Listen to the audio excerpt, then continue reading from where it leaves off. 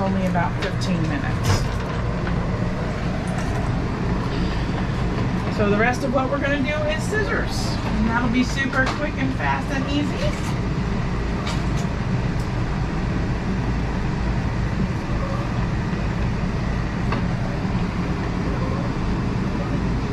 And her tail is kind of sparse because she had puppies a little while back. I think they're about 4 months old now. I'm just going to tidy that up a little bit. Let it grow. She got a big mat in there when I wasn't looking. And trim a little bit short. And then we go around the foot. Right next to the toenails. And leave it down if you want. But if you do, either hold the foot down or pick the other foot up. So they can't move their foot while you're scissoring.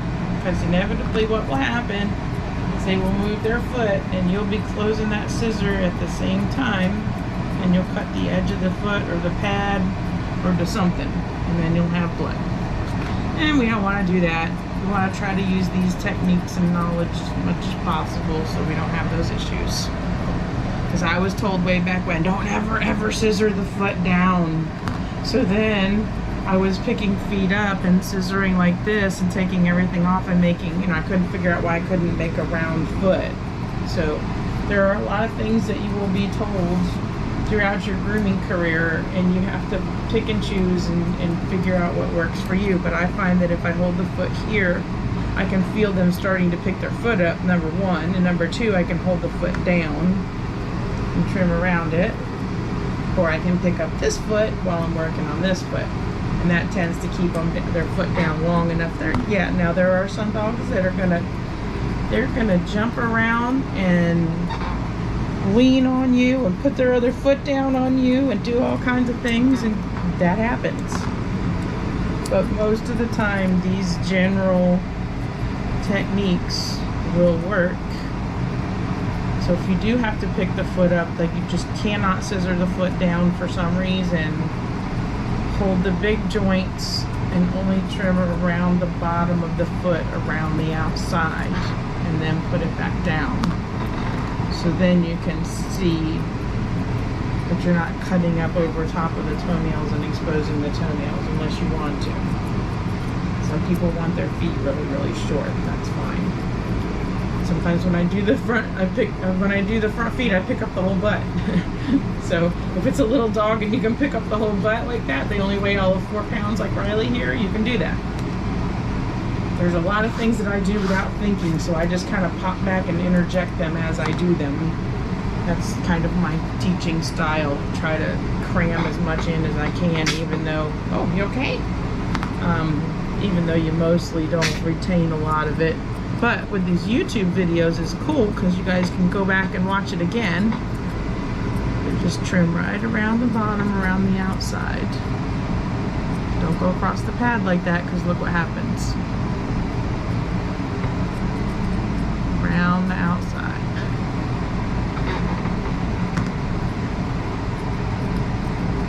And then you can do the sides of the front.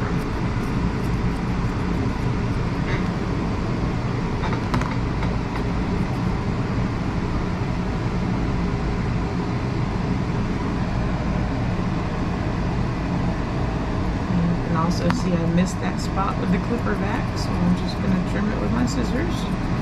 That happens to people that have been grooming even for 25 years or so, like me. That's why we go through and do the rest of this finished stuff.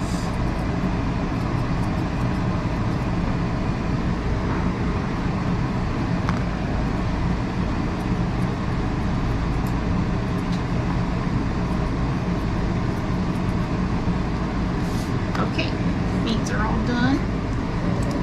And I usually come through at this point and do this. Get all that stuff laying down so it looks pretty. If they haven't already shaken or it hasn't fallen down back down by now. So that way when I'm done with their head, they can go back in the house.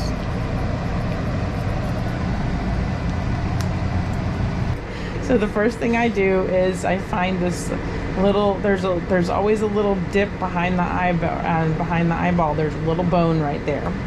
So if you draw a little line and you pull that forward, that's their bangs. To me, that's how I do it. You can feel it with your finger. There's a little bone right there. And then they come towards the center. Towards the center. And then I chop off the middle. Now, you can leave a little bit more of an overhang like that. Or if you know it's an 8-week client, or you have a dog that rubs their face a lot, or whatever, you can then come back and trim this stuff kind of short. So none of that grows out and hangs in their face and it still looks cute. But please don't shave up over their eyes, and please don't chop all of this stuff short in the back unless the owner requests you to do it, because it looks ridiculous. So now the next thing I'm going to do is trim right here. Get all that stuff, extra stuff off in front of her ear.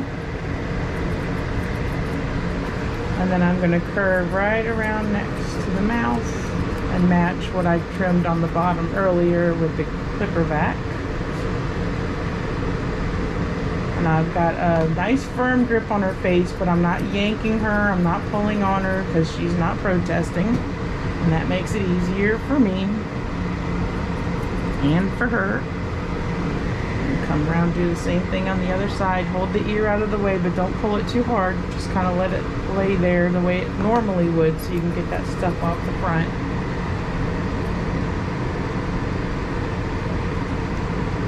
Trim that even with what you did there.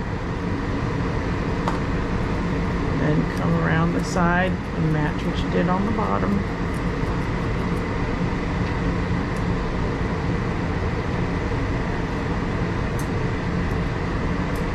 And then usually this stuff gets messy. You can see, even though I've bathed her, she gets like boogers and stuff in it. So I comb all that up straight and I trim it right over the top of the nose. I do not shave the nose unless the owner requests it, because I think it makes them look too sharp. Actually makes them look grumpy to me. I don't know. I don't like it, and a lot of my clients don't like it either. So I don't shave all the way down the bridge of the nose. I just trim it round, and especially if I'm trying to do Asian fusion, because you're not going to get that soft round Asian fusion look. Maybe we could do that with Riley. Grow her out and do some Asian fusion stuff. Now that she's getting better about grooming. So if you keep pulling it up like that in front of the eye, when nothing comes up and stays up, you're done.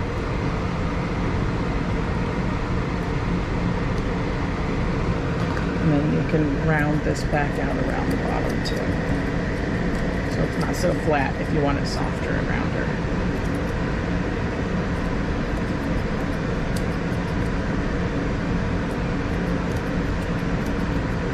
And you can be less picky and you can be done now, or you can pull more hair out and try to do more. She's still got some hair in front of her ear over here that I don't like, that doesn't match the other side. So I'm going to take that off. Come here, silly goose. I know he's looking at you. You're okay. Alright, and then you can either leave the ears long like that and just tidy the bottom where it's uneven, like so, or you can make them a little bit shorter. Riley's going to get hers shorter because she's like I said, she's a tomboy and she's a messy girl, so we can do shorter like this all the way around.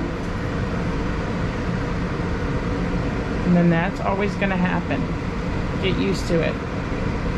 Just hold their head down straight and come around and trim that.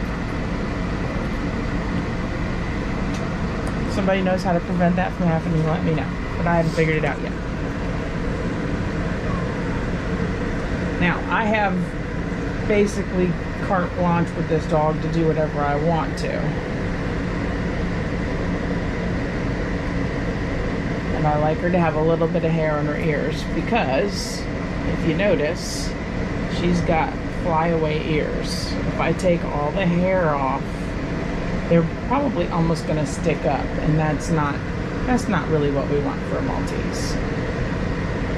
So I'm just going to trim them around the bottom like I did, and leave a little bit of hair on them because it helps hold them down. If she had better ears, I would probably shave her ears. Or if we decide to do the Asian fusion thing, I might shave them and see if they pop up, because that might be really cute. Oh, Paco, be quiet.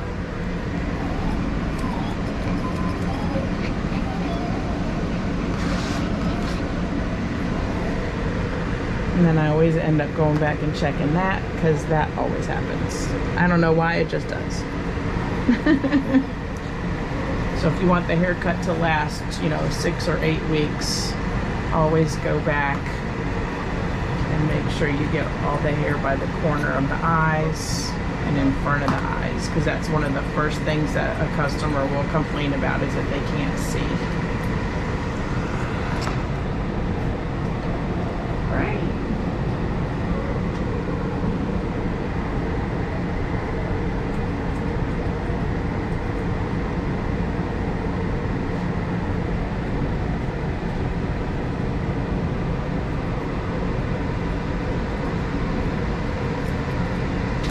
Okay, here's Riley.